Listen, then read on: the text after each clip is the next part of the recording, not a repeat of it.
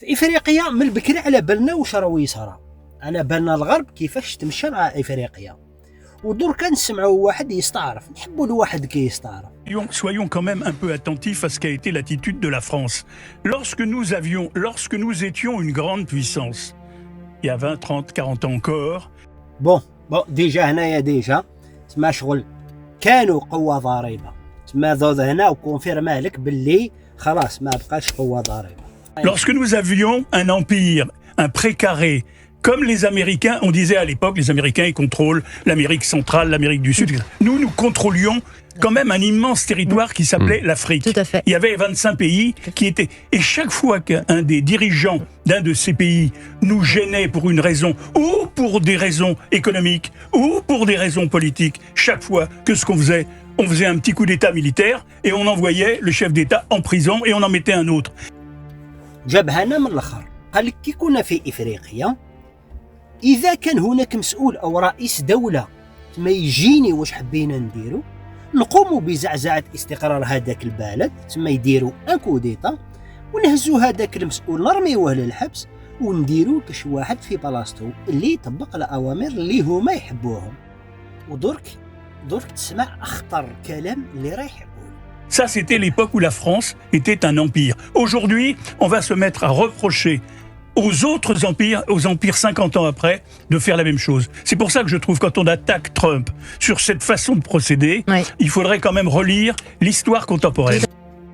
سي ما على باليش اذا فهمت، يعني شغل هنايا راهو يقول بان دو مومون كو فرنسا دارت هذيك العفايس كامل، قتلوا رؤساء، حبسوا مسؤولين، داروهم في افريقيا، اليوم سا سيرا ريان، سي با لابيل تما الواحد يروح يقول لترامب علاش راك دير في هاد الحاجه هذه، دو مومون كنت هي درتها سا سيرا ريان تروح لترامب تقولوا علاش راك دير في هاد الحاجه.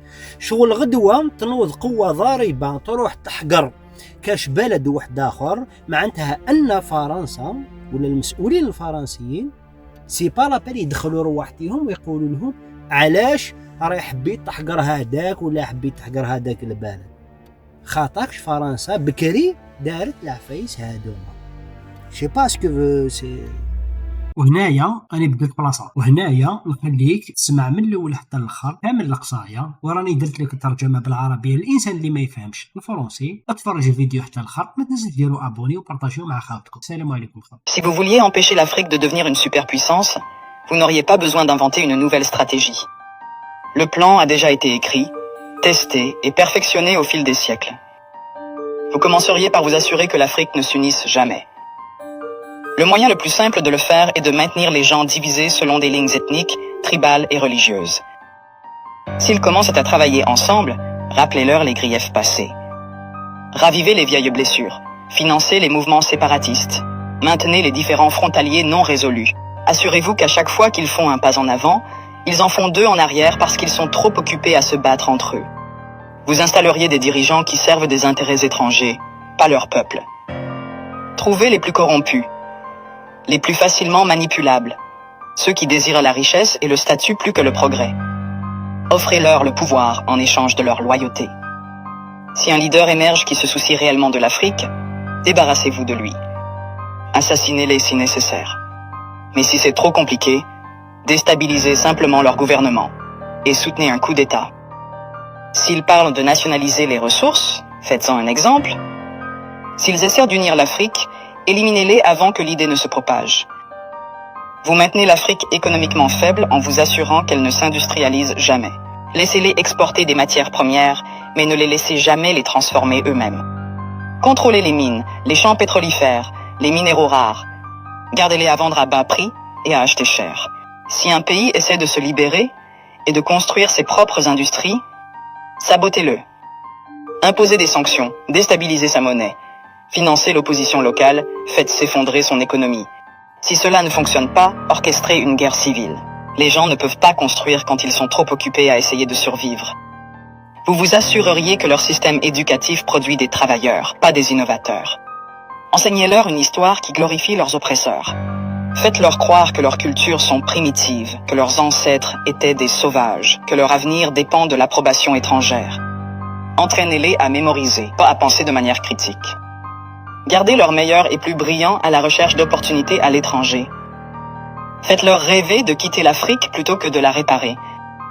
Offrez des bourses qui emmènent leurs esprits les plus brillants vers l'Occident et ne les encouragez jamais à revenir. Laissez le continent continuer à former des médecins et des ingénieurs seulement pour qu'ils aillent enrichir d'autres nations. Vous contrôleriez leurs récits. Possédez leurs médias. Contrôlez leurs histoires. Dictez leur image au monde. Faites-leur croire qu'ils sont corrompus, sans espoir, éternellement en crise. Inondez leurs écrans de pornographie de la pauvreté et de zones de guerre.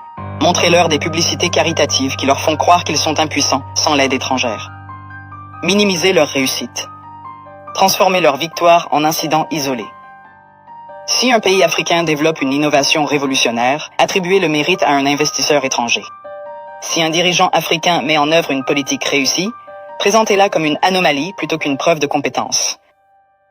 Vous vous assureriez qu'ils restent dépendants, les noyer dans la dette. Offrir des prêts avec des conditions impossibles. Les forcer à tout privatiser pour que des entreprises étrangères possèdent leur eau, leur électricité, leurs terres. Lorsqu'ils luttent, leur donner juste assez d'aide pour les maintenir en vie, mais jamais assez pour les rendre autonomes.